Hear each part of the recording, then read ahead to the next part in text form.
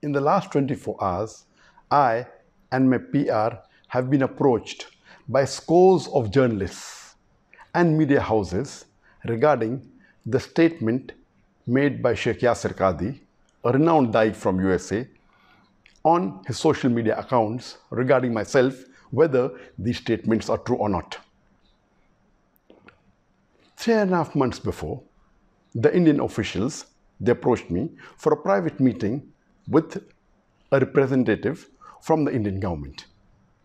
And when he came to Putrajaya in the 4th week of September 2019 to meet me, he said that he is coming after personally meeting and under the direct instructions of the Prime Minister of India, Narendra Modi, and the Home Minister of India, Amit Shah.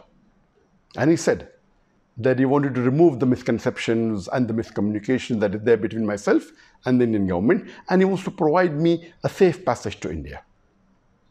I thought that imagine the same BJP government which hounded me for the last 3.5 years, the same person, the Prime Minister of India, Narendra Modi, who used my name no less than 9 times in a span of less than 2 minutes in his election speech in May 2019, now they are bartering with me for a safe passage? It's too straight to be true. And he said that he would like to use my connections to better the relationship between India and the other Muslim countries. And I said that as long as you do not ask me to do anything against the teachings of the glorious Quran, against the teachings of the Sahih Hadith, and secondly, I do not want any personal benefit. And lastly, as long as it benefits the Muslim Ummah, I have no problem in cooperating with you. And the meeting lasted for several hours. And then he told me that he wanted me to support the BJP government when they revoked Article 370 in Kashmir. And I flatly refused. I said, according to me, revoking Article 370 in Kashmir is unconstitutional and it is taking away the rights of the people of Kashmir. I cannot support an act of injustice, and neither can I betray the people of Kashmir. And when he realized that I will not support any act of injustice, he said that he has no problem even if I speak against any agencies of India, whether it be the NIA, whether it be the ED, whether it be the police, but I should not specifically speak against the BJP government and against Narendra Modi. And I told him that according to me, the NIA, the ED, they are not to blame. They are just following their political bosses and they're being forced to do what they're doing. And I'm not here to speak against any government. I'm a Dai who's spreading the message of Islam. As long as they do not do injustice to the human beings and to Muslims, why should I speak against them?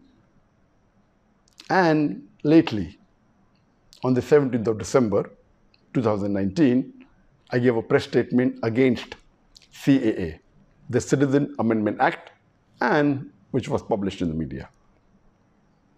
When I heard statements and I saw on the video statements of many Muslim leaders in India when they are openly and completely supporting the BJP government when they revoked Article 370 in Kashmir, I thought to myself, how can a Muslim who has the basic knowledge of Islam do this?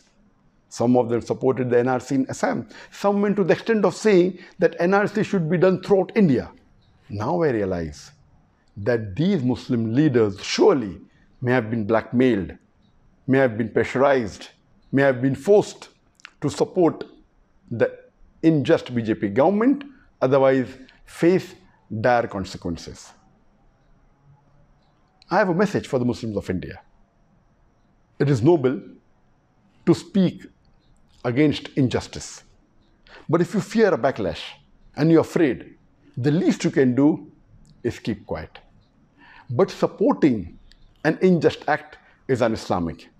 You are bartering your seat in Jannah for your security in dunya. Allah says in the glorious Quran, in Surah Az-Zumar, chapter number 39, verse number 36. Is not Allah enough for His servant? But yet they frighten you with others besides Him. Wa akhiru da'wana alhamdulillahi rabbil alamin.